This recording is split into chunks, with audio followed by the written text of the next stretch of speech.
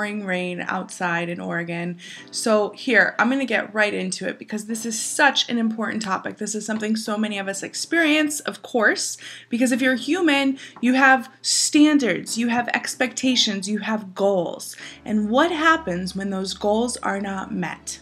What happens when we have these expectations and things do not turn out the way we thought? I know this is so true for so many people that I work with and many of my friends, and I know I used to really feel this way, but even just last week I had a huge expectation that just wasn't met, and guess what happened? I felt super sad. I just felt overwhelmed with guilt, exhaustion, frustration because I tried so hard to make something happen, and I realized that I was focusing on the expectation instead of really appreciating the journey that I went through. So I want you to think about your own life and think about if there is an expectation that perhaps is unmet. Maybe you have a goal and it's just not working out, and you keep saying you'll know this is true for you if you say things like, I'm not where I thought I would be at this stage in my life, or I can't believe I can't get a job, or why am I still unemployed, or when anytime you're asking why is this happening to me, why can't I do this, why is it so hard for me, how come they have it figured out, how come that person over there seems to really be getting it and I am stuck. This is something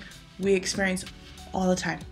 In fact, just last week I had a frustrating moment because I felt like I was doing so many things to make my business flow and work, and I'm launching a lot of new products and things I've been putting my heart and soul into, and it feels like they're not being received as well as I had hoped. And again, I had these expectations, and some of my articles just aren't being shared. I used to get a lot of comments after with people who the articles would help, and it just felt like all communication stopped, and I started to life coaching slow down, like every place in my life just boom.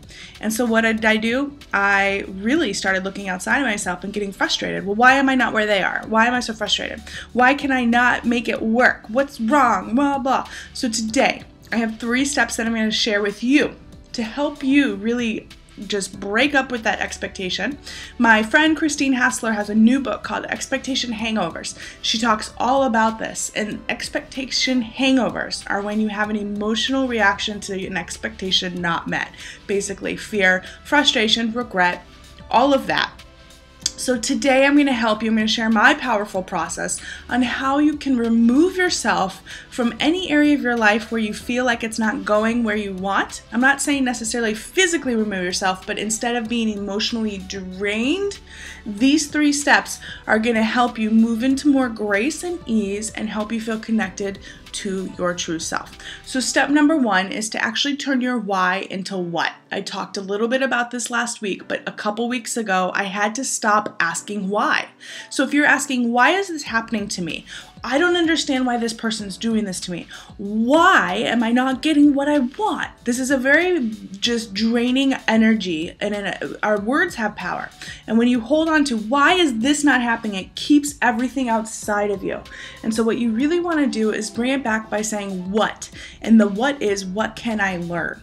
So for me, I asked, instead of saying, why am I not where they are? I kept looking at my mentors and other people in the self-help area and people who have books out now. Even though my next book isn't even out, I'm comparing myself to them. And I was like, why don't I have blah, blah, blah, blah? And I said, whoa, you are in the why zone, lady, and that is keeping you feeling stuck, and that's keeping you realizing that you feel like you have these huge, enormous standards that haven't been met. But guess what? The journey is truly the reward. How can I learn? What can I learn? So I turned it to what, and I said, what can I learn here? And I realized that there are still a lot of things that I'm going through before my book can come out. We're still in the editing process. We're still designing the book cover for Adventures for the Soul.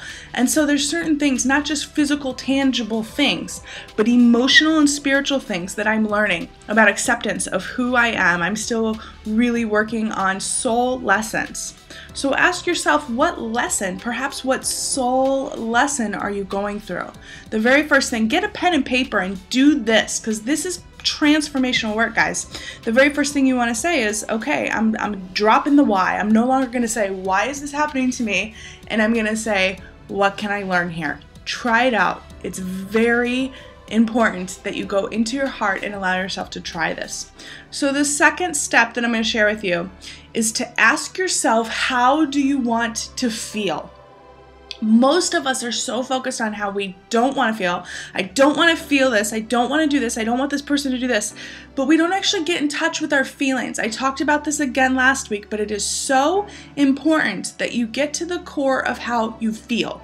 Not really what you want, but the feeling. So what I realized is in my own business, I wasn't feeling validated. I wasn't feeling respected. I wasn't feeling heard. I wasn't feeling appreciated. I wasn't feeling seen.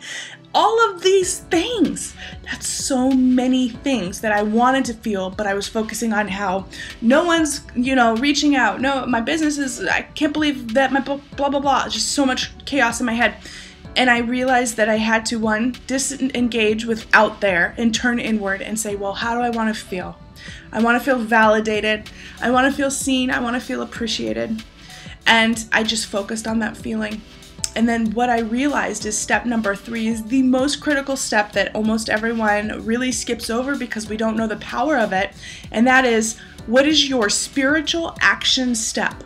Spiritual action step is a new thing that I'm really bringing forward, especially in my coaching clients and in my book and in my work, because it's profound. A spiritual action step is different than a physical action step. So when I tell people what action step will you take, it's usually like, oh, if I want to lose weight, I'm going to start exercising more. I'm going to, really start to eat better. But the spiritual action step, how you arrive at that is by going to your deepest, darkest fear around the situation. My biggest fear around my business is that I become irrelevant, you guys all disappear, and I am not able to do my life's work because there's no one receiving it. And something along those lines of, me not being able to write or not being able to share my message, or no one likes me, no one likes my work. And that is a big fear that surfaces. And so I had to go into that because I realized what I really wanted. The spiritual action step is the opposite of that. So over the past few months, I've been trying so hard. I've been trying to work at making people see me, there's this energy of trying. And that trying isn't serving me. So my spiritual action step is actually to surrender. Surrender and stop trying and start living more. Instead of working so much, which I love my job, it's get back out and keep playing with the world, because that is my business. I'm in the business of playing with the world. And the more I do that, the more I serve you.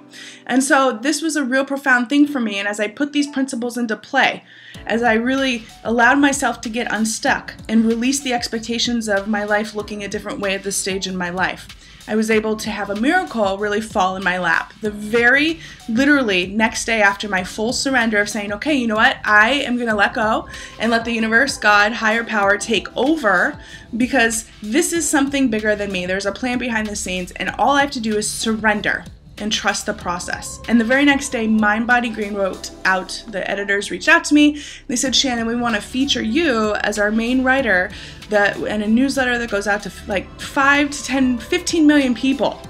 And you're going to be the showcase writer this month. And I was like, what? That's amazing, because they have thousands of writers. And what was so beautiful is that was the miracle that was waiting on the other side of me letting go. So with your expectations, you can learn to let go of it so you can truly allow yourself to be fully in the journey, and the journey will give you what you need. And watch how the things that you thought you wanted actually are not really what you needed.